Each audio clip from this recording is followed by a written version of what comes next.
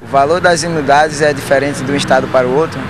Muito legal. Será que o valor das anuidades é diferente de um estado para outro estado? Sim, a resposta é correta.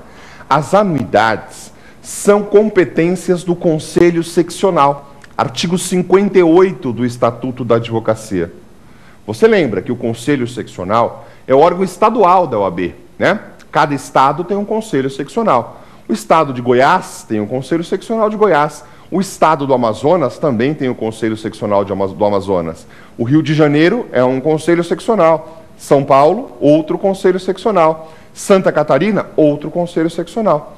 E o artigo 58 impõe o seguinte: a anuidade é da competência do Conselho Seccional.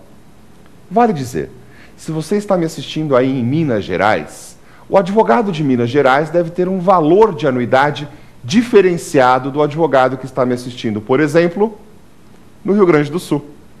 E você do Rio Grande do Sul também deve ter um valor diferenciado do advogado que está me assistindo, por exemplo, no Paraná. Percebeu? Cada estado tem um valor de anuidade diferenciado, porque a competência para fixar a anuidade é do Conselho Seccional da OAB. Assim como a anuidade, o preço, o valor que se paga para fazer o exame de ordem, e você que é bacharel em Direito e está se preparando para a prova da OAB, você vai pagar um valor para a inscrição. Esse valor também é variável. Entra na mesma regra, a regra dos preços e anuidades fixadas pelo artigo 58. Então, há uma variação de estado para estado, por imposição do artigo 58. Evidentemente que um estado ou outro pode cobrar o mesmo preço, com um parâmetro de comparação, mas não há imposição legal que o preço seja o mesmo. Tá claro? Se você quer participar do programa Prova Final, é muito fácil. Encaminhe o seu e-mail para provafinal@lfg.com.br. A nossa equipe de professores vai responder a sua dúvida e você certamente será aprovado no próximo exame da OAB. Agora, eu vou para o bloco que eu mais gosto. Vamos aplicar tudo o que nós aprendemos aqui no tema do dia e no Pergunte ao Professor, naquelas questõezinhas da OAB. Agora eu vou te mostrar o X da questão. Vamos lá?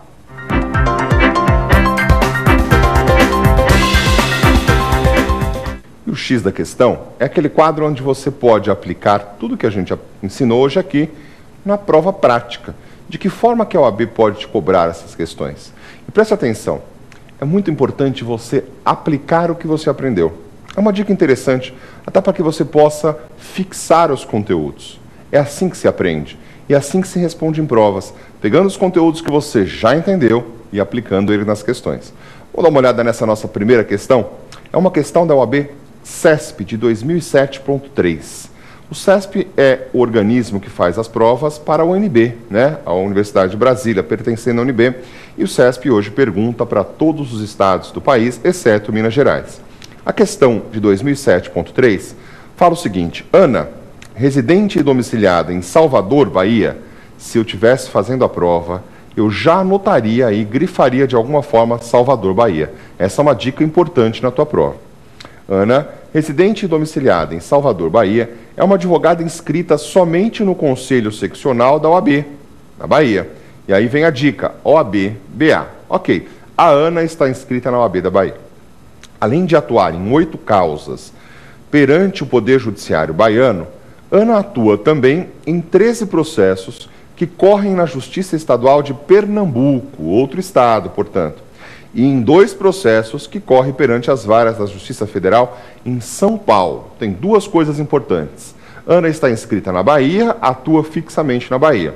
Tem 13 causas em Pernambuco, como você bem observou, e 2 causas na Justiça Federal em São Paulo. Não importa onde é a causa, importa a quantidade, ok? Considerando a situação hipotética acima, assinale a opção correta. Vamos analisar agora 4 alternativas e verificar dessas 4 qual é a questão correta. Mas você já sabe mais ou menos o que ele vai te perguntar. Ele vai te perguntar de inscrição suplementar. A rigor, a Ana está inscrita na Bahia, atua em 13 processos em Pernambuco, precisa de suplementar em Pernambuco, e atua em 2 processos em São Paulo, não precisa de suplementar em São Paulo. Fechou o conteúdo? Fechou a ideia? Vamos para as alternativas. A letra A diz o seguinte, ó. Ana deve solicitar a transferência de sua inscrição para a OAB de Pernambuco, pois ela atua em mais processos na Justiça Pernambucana do que na Justiça Baiana. Será que está correto? Está dizendo que a Ana tem obrigatoriamente que mudar a sua inscrição para Pernambuco, mas não disse no enunciado que a Ana teria intenção de transferir o domicílio eleitoral. Preste atenção, a Ana quer continuar inscrita na Bahia. Será que ela tem que mudar a sua inscrição principal para Pernambuco? Errado. Não precisa mudar a inscrição principal. O enunciado não falava na possibilidade dela transferir o domicílio profissional. Não é necessário, essa alternativa não está correta. Vamos falar um pouquinho da alternativa B? Vamos ver se ela está correta? Ana somente tem o dever de solicitar inscrição suplementar na OAB do Pernambuco. Veja bem, só tem o dever de solicitar inscrição suplementar na OAB de Pernambuco. Por quê? Porque em Pernambuco ela vai atuar em mais de 13 processos. Em São Paulo, ela está atuando em 2 ações, na vara da Justiça Federal. Precisa de suplementar em São Paulo? Não, não precisa. Ela só tem o dever de atuar suplementarmente em Pernambuco? Esse é o X da questão. Essa alternativa está correta, de fato. Ela só tem o dever de fazer inscrição suplementar no estado de Pernambuco, já que ela já é inscrita na Bahia, e em São Paulo ela tem só 2 causas, não precisa de suplementar. Viu como fica fácil? Fechando o seu conteúdo, é possível que você assinale a questão sem nenhuma dúvida, com bastante tranquilidade. Nós precisamos ver a alternativa C e D só para nos assegurarmos de que elas estão incorretas. Vamos a elas? Vamos lá.